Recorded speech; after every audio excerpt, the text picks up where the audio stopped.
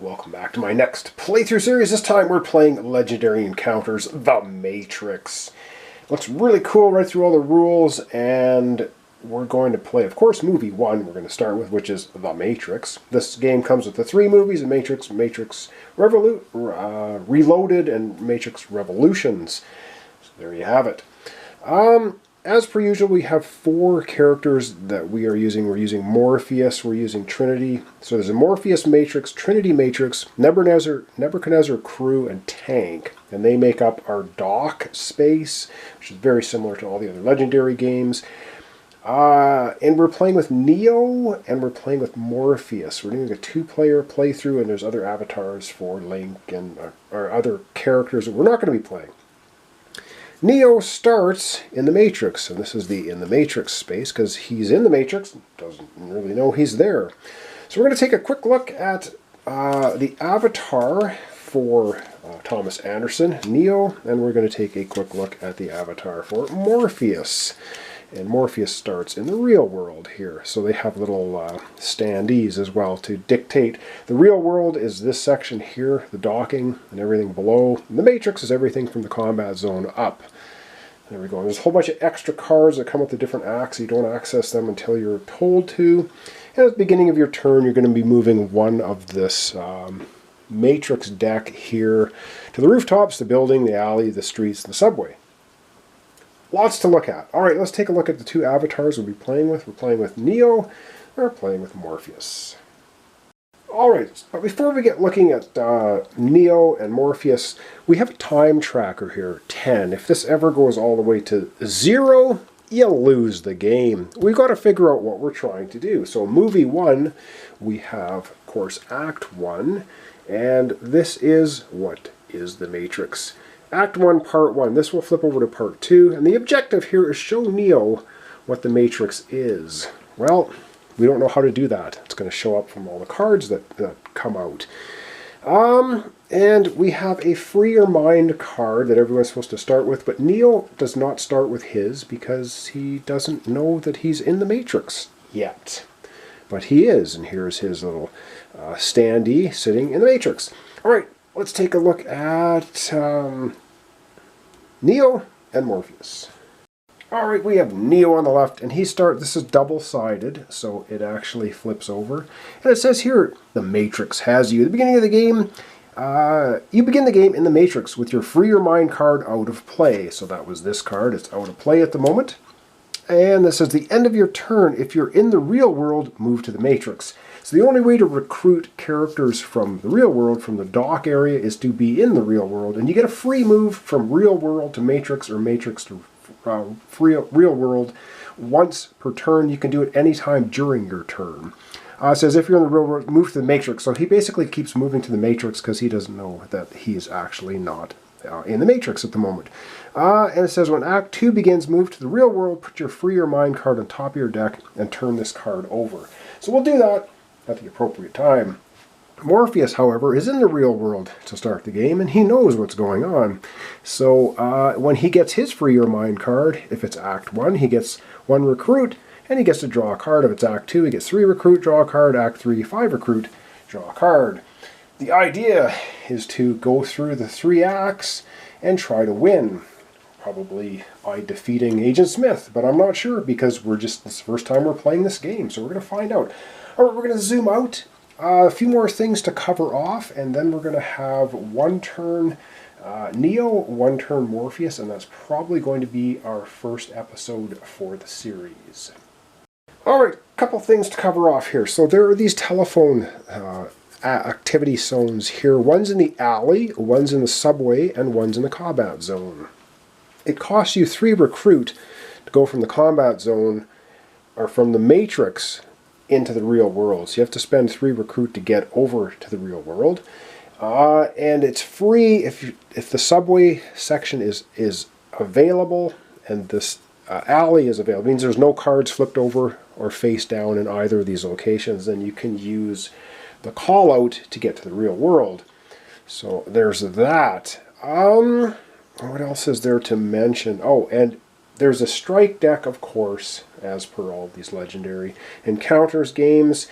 If you are in the Matrix and you take a strike, you take the strike as per normal.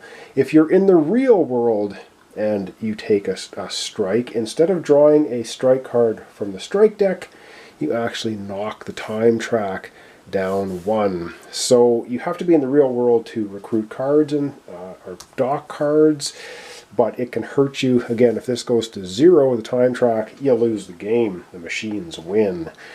And it's a 6 card. You drop 6 cards in your hand. We have hovercrafts this time.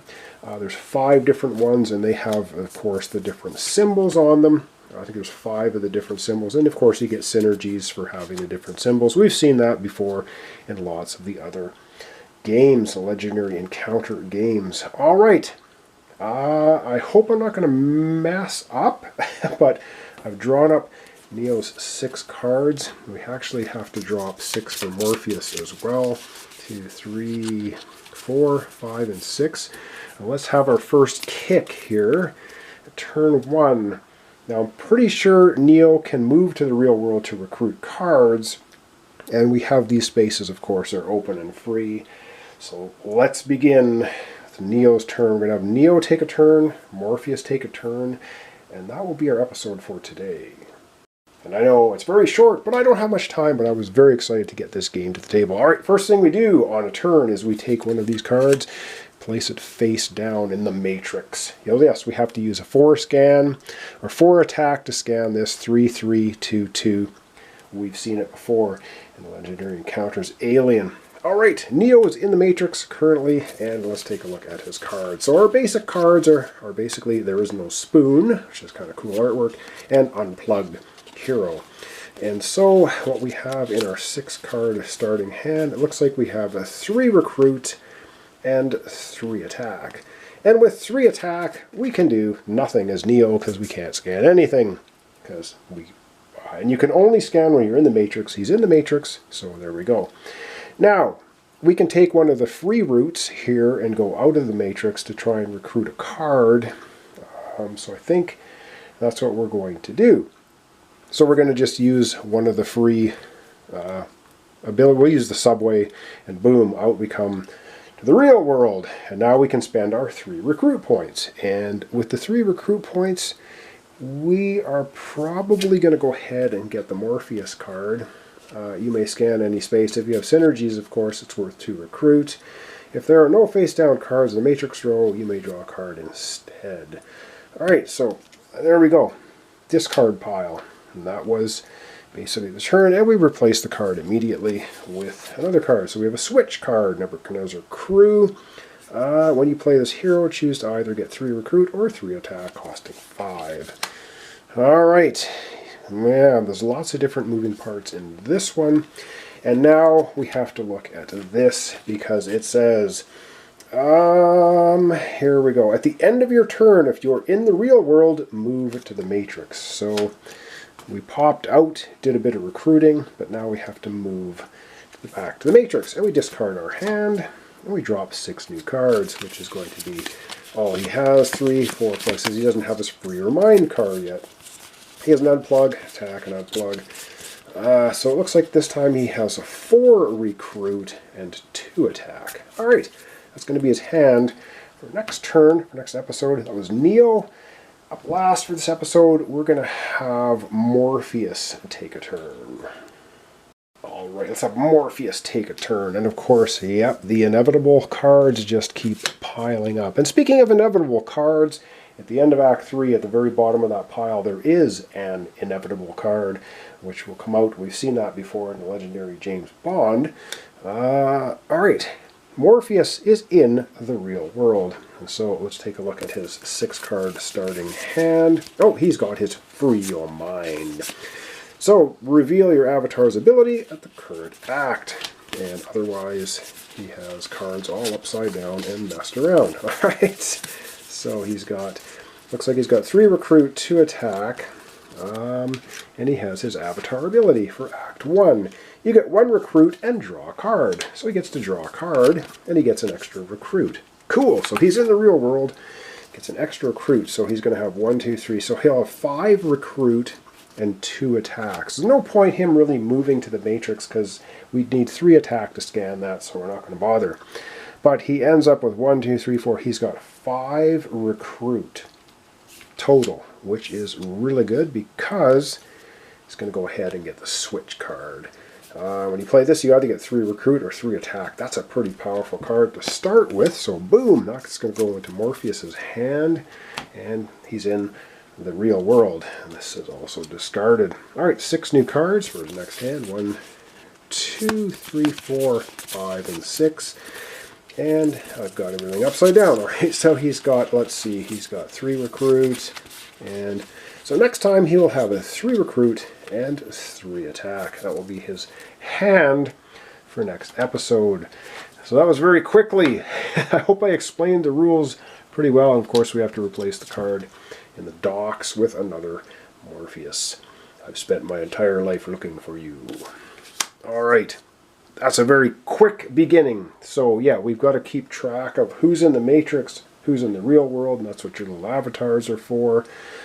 Like I said, you can only attack if you're in characters if you're in the Matrix. Some of them will come down into the real world and attack you. And our very first objective, as we first noted at the beginning of the episode, is show Neo what the Matrix is. All right. That's going to be it for today. I hope I've explained everything. When we come back next time, we're going to be doing, as I always do, 2 turns for Neo, 2 turns for Morpheus. We'll see how this all unfolds. Well, the cool thing about this, I'll just mention one thing here, is these acts. So there's an Act 1 and Act 2 and Act 3. They're both double-sided. So in the other Encounters games, it's like when you finish that objective, it goes away and you go to the next one. So this kind of like double-sided objective. So it looks like there's a lot more to do in the game. So it might be a little bit longer, I don't know. So thanks so much for watching along. Thanks for your comments, subscriptions, and likes. This is Legendary Encounters, The Matrix. Playing a 2-player game or playing Movie 1. We'll see you next time for the continuation.